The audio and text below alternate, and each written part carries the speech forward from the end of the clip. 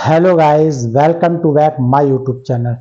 मैं डॉक्टर राजेश कुमार तिवारी आज फिर उपस्थित हुआ हूँ एक नए टॉपिक के साथ। आज का हमारा टॉपिक है रेजिस्टेंस।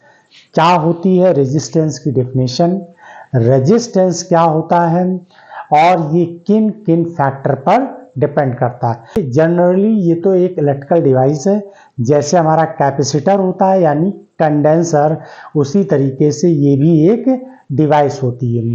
ये एक छोटा सा इलेक्ट्रिकल कंपोनेंट है, लेकिन बहुत ही इंपॉर्टेंट है।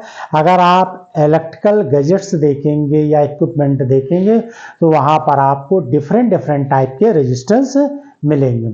तो सबसे पहले हम देख लेते हैं कि रेजिस्टेंस की डिफिनेशन क्या होती है। मैंने ओम्स लॉ पर ऑलरेडी वीडियो बना रखा है और उसका लिंक मैंने डिस्क्रिप्शन में दे दिया, वहां जाकर आप ओम्स लॉ देख लीजिएगा। तो ओम्स लॉ में ही जो है, ओम्स लॉ ने जो एक्सपेरिमेंट किया था, वी और आई के बीच में जो ग्राफ खींचा था उसमें एक स्ट्रेट लाइन मिल रही थी, उसी को जो है उन्होंने रेजिस्टेंस से रिप्रेजेंट किया था। तो देखिए रेजिस्टेंस है क्या, कि रेजिस्टेंस जैसे कि मान लीजिए कि ये कोई एक कंडक्टिंग वायर है। अब कंडक्टिंग वायर में क्या होते हैं कि इलेक्ट्रॉन्स, फ्री इलेक्ट्रॉन्स होते हैं। और फ्री इलेक्ट्रॉन क्या होते हैं, यहाँ फ्री इलेक्ट्रॉन होते हैं रैंडमली मोशन करते रहते हैं, रैंडमली मोशन करते हैं थर्मल एजिटेशन की वजह से। तो यहाँ पर देखिए, अगर हम कोई एक पोटेंशियल लगा दें, अगर हम इस कंडक्टर के अक्रॉस एक पोटेंशियल लगा दें यानी एक्सटर्नल फील्ड अप्लाई कर दें, तो इलेक्ट्रॉन जो है एक पर्टिकुलर डायरेक्शन में मूव करते हुए यानी नेगेटिव टर्मिनल से पॉजिटिव टर्मिनल की ओर मूव करेंगे। तो करंट क्या होगी, करंट जो है वो जो है पॉजिटिव टर्मिनल से नेगेटिव टर्मिनल की ओर मूव करेगी। जब ये इलेक्ट्रॉन मूव करेंगे तो ये अपने ही एटम के कोर इलेक्ट्रॉन से अपने ही एटम के कोर इलेक्ट्रॉन और पॉजिटिव आयन से क्या करेंगे, कोलिजन करेंगे। क्योंकि इलेक्ट्रॉन कोलिजन करेंगे, तो इलेक्ट्रॉन के कोलिजन करें यानी इलेक्ट्रॉन यानी चार्ज के फ्लो में क्या हिंड्रेंस आ रहा है, तो फिर इसका मतलब है कि करंट में भी रुकावट आएगी, करंट में भी क्या करेगी, रुकावट आएगी। क्लियर है ना। तो इसी को हम क्या कहते हैं, रेजिस्टेंस कहते हैं। तो देखिए रेजिस्टेंस की डेफिनेशन क्या होती है, a metallic conductor contains a large number of free electrons. क्या करता है, फ्री इलेक्ट्रॉन्स रखता है, और large number of free electrons होते हैं। और वो कितने होते हैं, 1 मीटर क्यूब में 10⁻29 इलेक्ट्रॉन्स फ्री होते हैं। किसमें, कंडक्टर में। यानी मेटालिक कंडक्टर में कितने इलेक्ट्रॉन होते हैं, 1 मीटर क्यूब में 10⁻29 electrons. Free electrons make collision with core electron. Core electron का मतलब ये है कि देखिए जो एटम होता है उसमें दो तरीके के इलेक्ट्रॉन हैं, एक बॉन्डेड इलेक्ट्रॉन होते हैं और दूसरे बैलेंस इलेक्ट्रॉन होते हैं।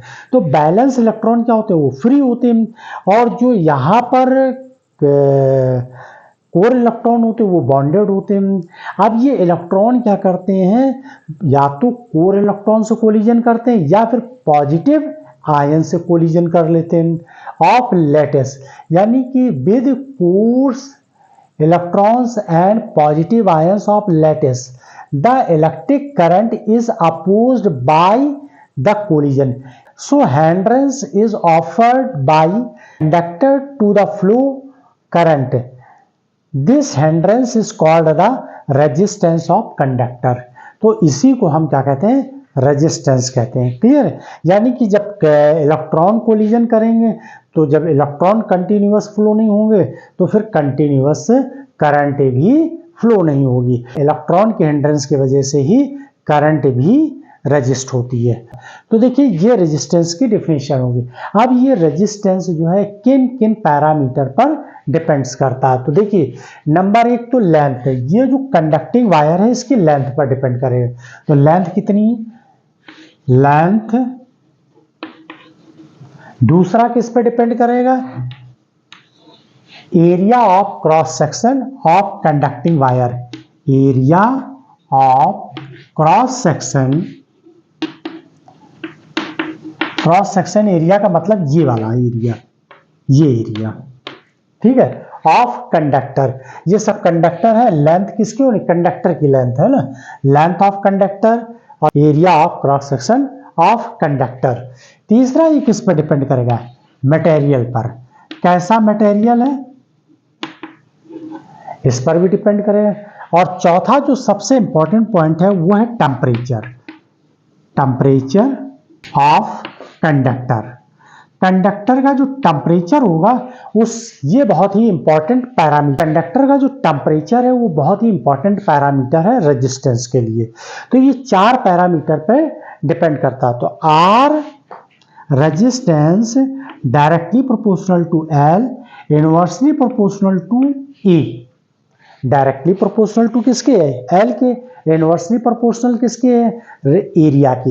ये क्या है, यहाँ पर एरिया है, इसको हम एल लिख सकते हैं, इसको हम एरिया लिख सकते हैं। यहाँ पर ये टेम्परेचर हो गया और ये मटेरियल की प्रॉपर्टी होगी। तो देखिए जब हम इस साइन को हटाएंगे प्रोपोर्शनल को, तो यहाँ पर एक रो सिंबल आएगा जिसे हम बोलते हैं रेजिस्टिविटी ऑफ कंडक्टर। ये क्या है, रो क्या है, रेजिस्टिविटी ऑफ कंडक्टर, और ये एल बाई ए। तो रेजिस्टेंस इक्वल टू क्या होगा, रो एल बाई ए।